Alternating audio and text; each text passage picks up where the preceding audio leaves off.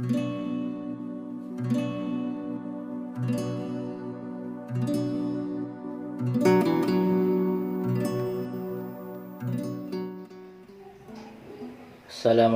warahmatullahi wabarakatuh. Saya Hayul Mubarak, mahasiswa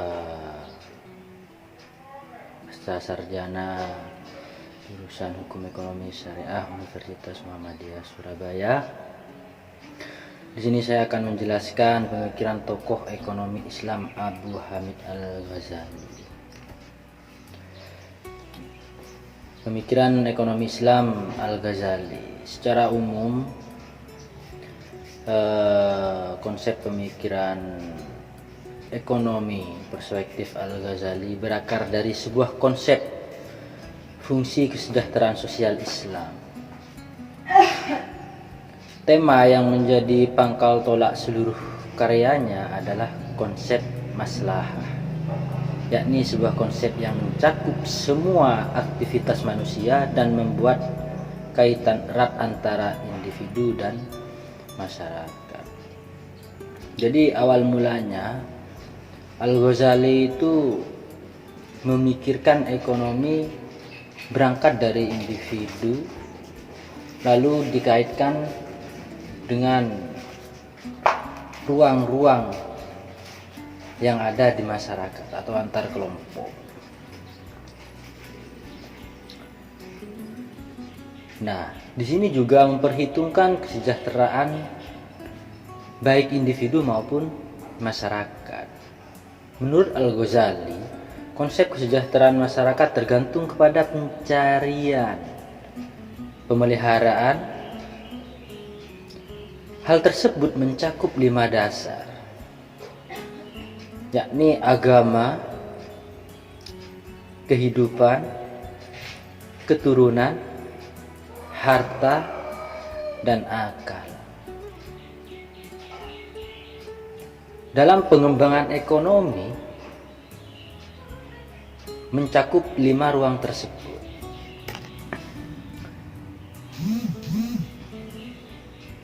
Ada beberapa hal berkaitan dengan ekonomi Islam perspektif Al-Ghazali. Yang pertama yaitu pertukaran sukarela dan evolusi pasar.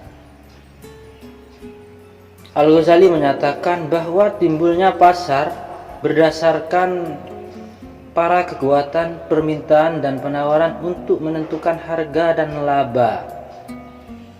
Selain itu, pasar berevolusi sebagai bagian dari hukum alam, yakni sebuah ekspresi. Hal tersebut sebagai hasrat yang timbul dari diri sendiri untuk saling memuaskan kebutuhan ekonomi. Menurut Al-Ghazali, secara alami manusia selalu membutuhkan orang lain. Salah satu contoh, petani membutuhkan ikan, dan ikan ada pada nelayan. Sebaliknya, nelayan membutuhkan beras. Hal tersebut ada di petani. Intinya, antar ruang itu saling membutuhkan. Jadi, untuk memenuhi kebutuhan tersebut, manusia pun memerlukan tempat penyimpanan dan pendistribusian. Semua kebetulan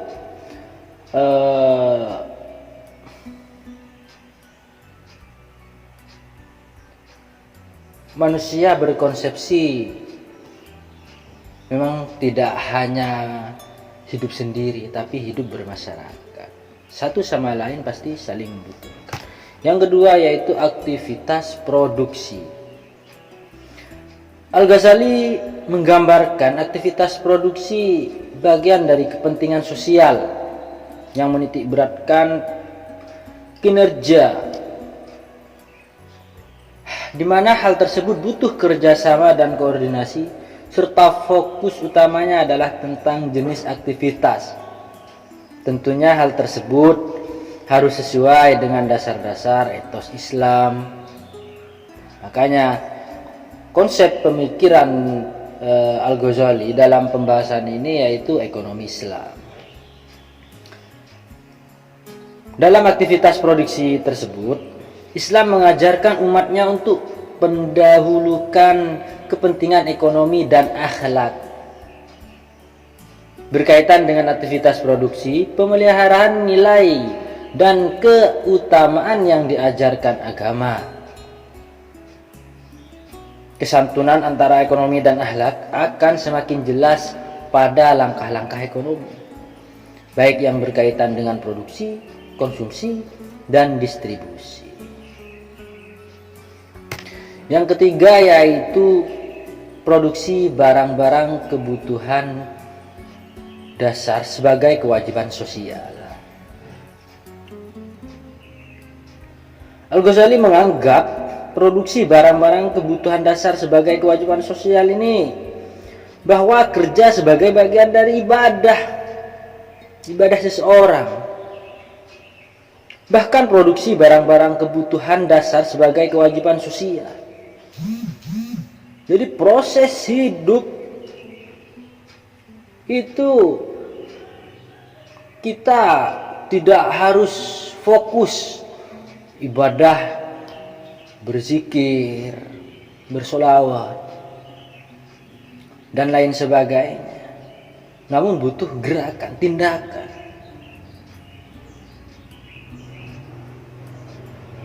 Dan hal tersebut kita tidak hanya butuh bahasa, tapi butuh barang. Dan hal ini juga berarti jika telah ada sekelompok orang yang berkecimpung di dunia usaha, misalnya, yang memproduksi barang-barang tersebut dalam jumlah yang mencukupi kebutuhan masyarakat. Jadi tidak hanya mencukupi kebutuhan individu, maka kewajiban seluruh masyarakat telah terpenuhi.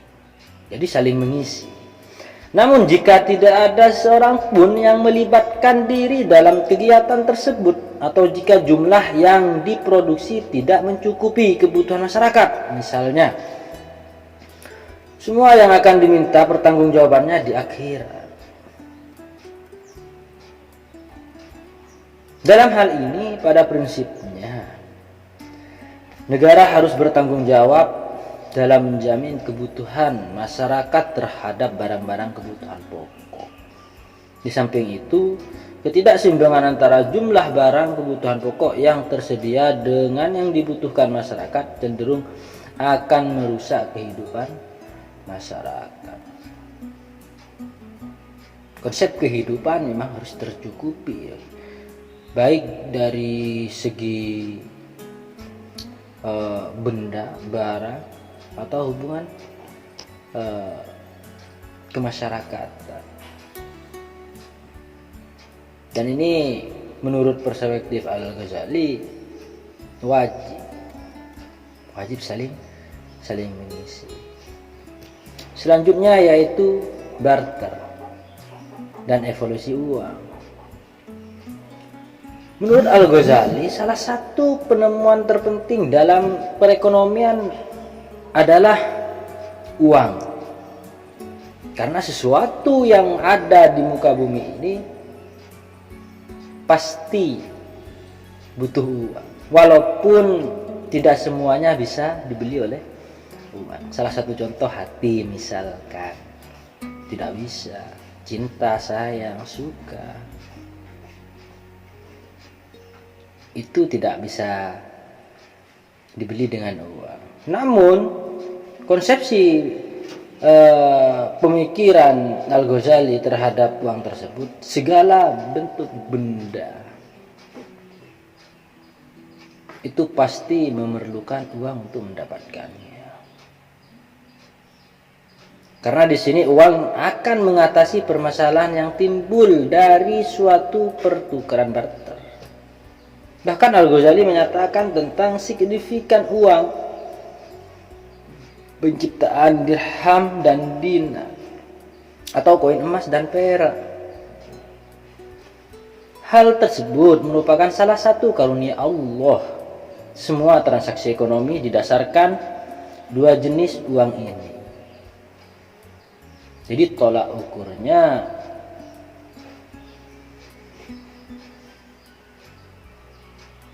segala konsep uang atau fungsi uang itu tolak ukurnya berada di emas dan perak.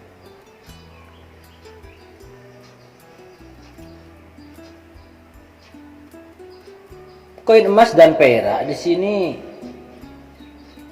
merupakan logam yang tidak memberikan manfaat langsung, namun orang membutuhkannya untuk mempertukarkannya dengan bermacam-macam barang lain seperti makanan, pakaian, dan lain-lain.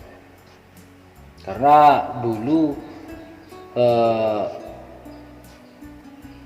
kadang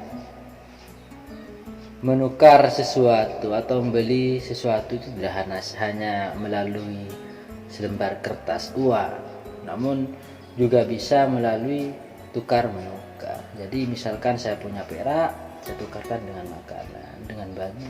Punya emas, saya tukarkan dengan makanan, dengan baju.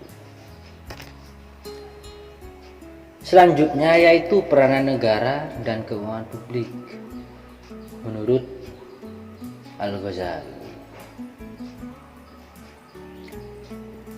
Al-Ghazali mengargumentasikan negara adalah lembaga yang penting tidak hanya bagi berjalannya aktivitas ekonomi dari suatu masyarakat dengan baik, tetapi juga untuk memenuhi segala kewajiban sosial sebagaimana yang diatur oleh wahyu. Jadi semuanya sudah ada dasar. Al-Ghazali menyatakan bahwa negara dan agama adalah tiang-tiang yang tidak dapat dipisahkan dari sebuah masyarakat yang teratur. Jadi agama di sini bagian dari fondasinya, dan penguasa yang mewakili negara adalah penyebar serta melindungi. Bila salah satu dari tiang ini lemah, maka masyarakat itu akan ambruk.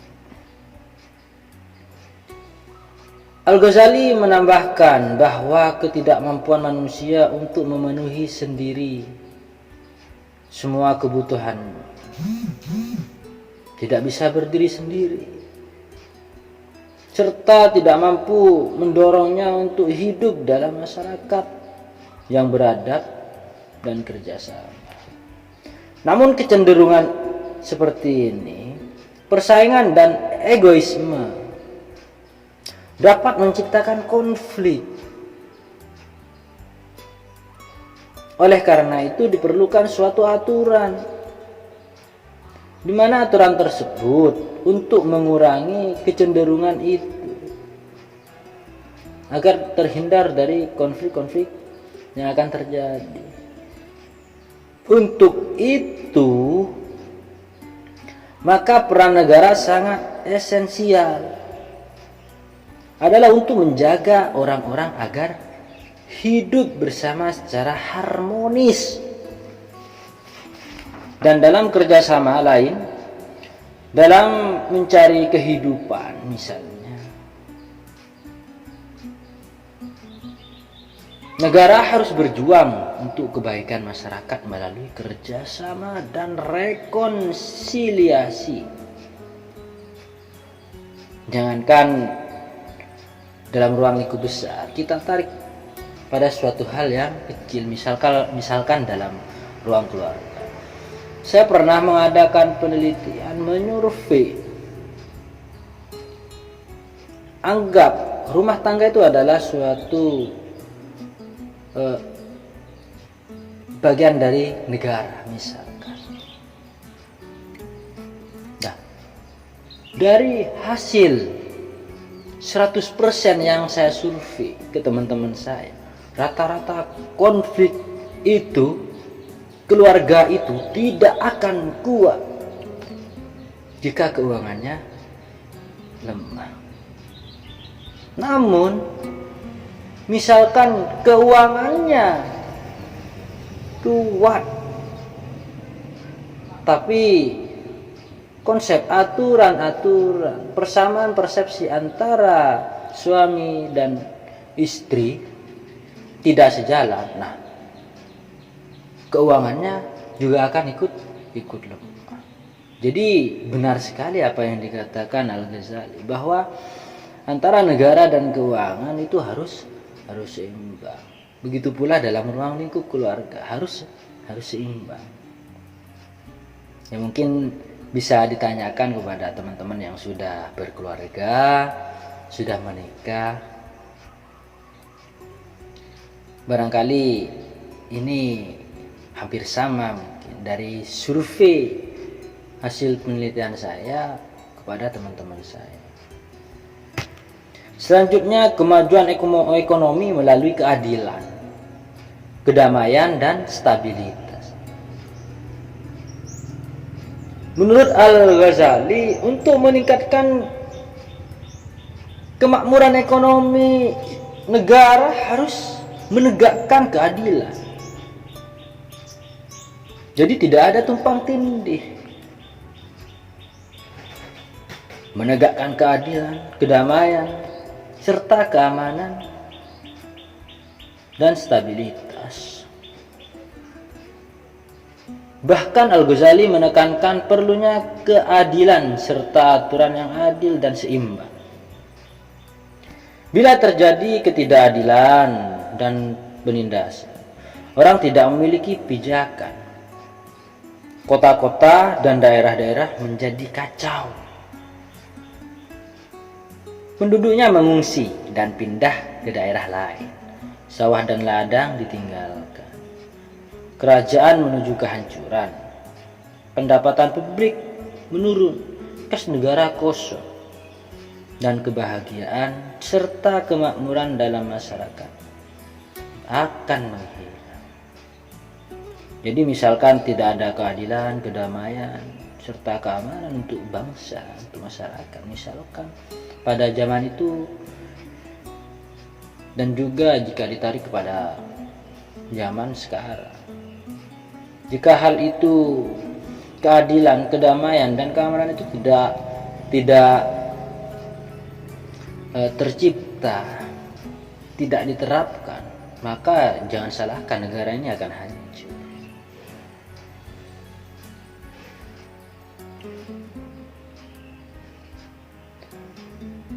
Selanjutnya, orang-orang tidak mencintai penguasa yang tidak adil. Ini alasan kenapa harus adil, bisa mendamaikan, keamanan.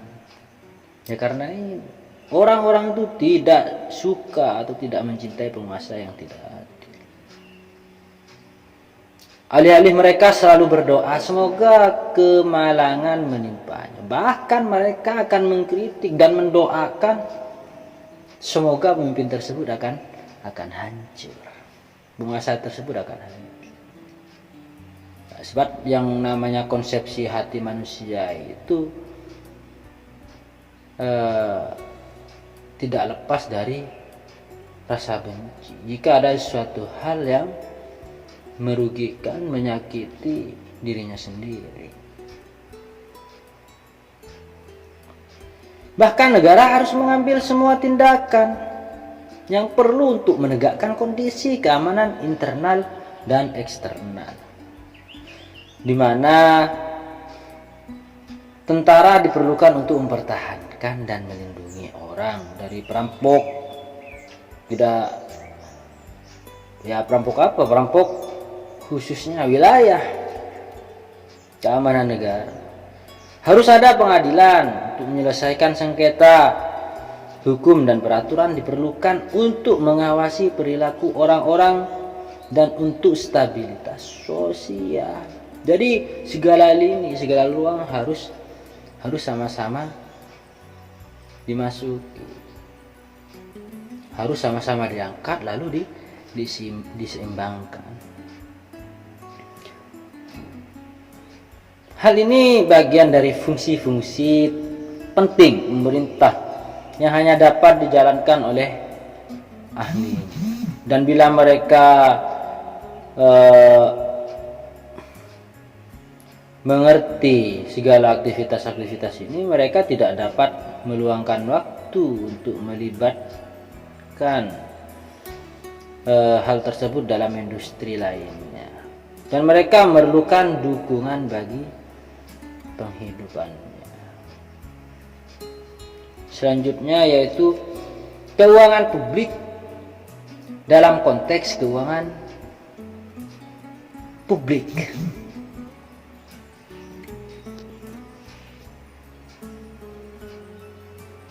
Al-Ghazali melihat dari dua sisi anggaran, dari sisi pendapatan dan pengeluaran.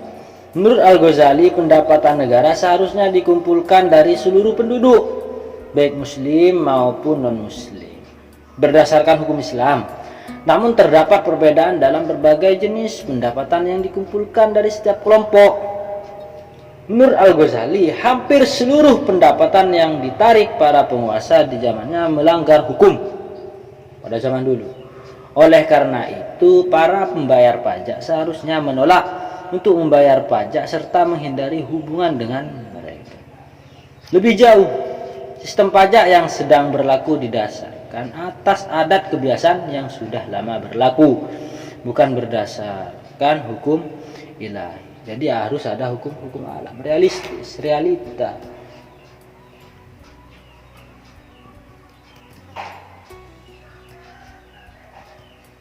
Selanjutnya yaitu utang publik. Menurut Al-Ghazali, seorang tidak dapat menafikan bolehnya penguasa untuk meminjam dari rakyat.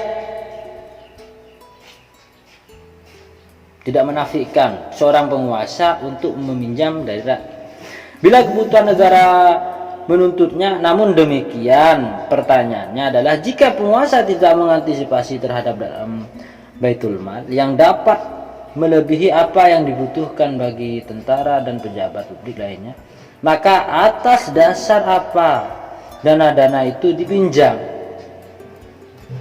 Tidak logis.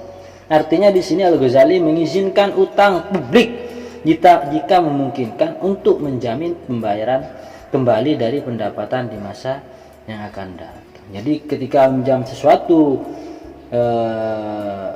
bagi masyarakat, ke masyarakat harus ada jaminan. Apa jaminannya? Ya, harus ada sesuatu hal yang jelas di masa yang akan datang untuk mengembalikan uang yang dipinjam. Selanjutnya, pengeluaran publik. Menurut Al-Ghazali, pengeluaran publik harus sesuai dengan penegakan keadilan sosioekonomi, keamanan dan stabilitas negara, serta pengembangan suatu masyarakat yang makmur. Masyarakat harus makmur. Di samping itu, negara boleh mengintervensi dengan tujuan untuk mengeliminasi kemiskinan dan kesukaran yang meluas. Jadi harus mampu memantau segala aspek, lalu sama-sama diangkat, lalu berjalan secara seimbang. Dan hal ini untuk kesejahteraan masyarakat yang ada di masa itu. Itu konsep-konsep pemikiran ekonomi Islam di masa-masa Al-Ghazali. Begitu pula konsep-konsep pemikirannya.